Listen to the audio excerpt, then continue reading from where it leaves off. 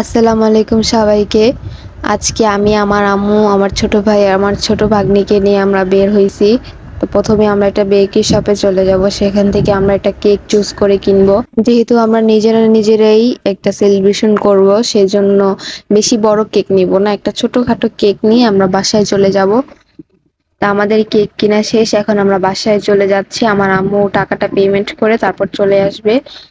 তো কেকটা নিয়ে তারপর আমরা আরেকটা শপে যাই। সেখানে গিয়ে আমরা কিছু ডেকোরেশনের আইটেম মানে কিছু বেলুনস, তারপর একটা অ্যালফাবেট কিনি আমরা, আর কি 6 লেখা। আমার ভাগ্নিদের 6 মান্থ কমপ্লিট হয়েছে, সেজন্য এই ছোট সেলিব্রেশন করা হবে।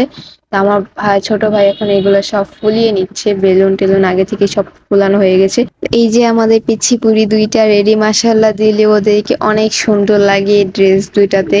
ঈদের মধ্যেও নানা এই দুইটা ড্রেস দিছিল। ঈদে যেহেতু বেশি একটা ছবি তোলা হয়নি, তাই আজকে এটা পরানো হয়েছে। এই যে ওদের 6 মান্থ সেলিব্রেশনের কেক, সাথে ওর নানির ফেসবুক পেজে 100 ফলোয়ার কমপ্লিট হয়েছে, সেজন্য আমার আম্মুও এই কেকটা কাটায় অংশগ্রহণ করবে। তা আমার আম্মু আর আমার দুই ভাগ্নি মিলে এখন এই পুরো কেকটা কাটবে। আসলে সময় কত তাড়াতাড়ি চলে যায়, মনে হচ্ছিল সেই দিন ওটি রুম থেকে বের করে দুইটা পুতুলের মতো বাচ্চা আমাদের কোলে দিছিল। সেদিনের কথা আমি কখনো ভুলবো না। অনেক হ্যাপি ছিলাম সেদিন আমি।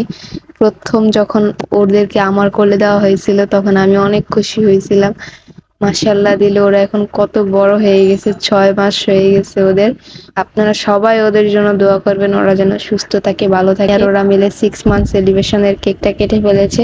তো আমার আম্মু ছোটটাকে একটু খাইয়ে দিচ্ছিল, বড়টাকে এখন আবার দিচ্ছে। ও কান্নাকাটি করছিল, তাই ওর আম্মুকে উঠিয়ে নিয়ে গেছে, তো এখন আবার খাওয়া দিচ্ছে ওকে।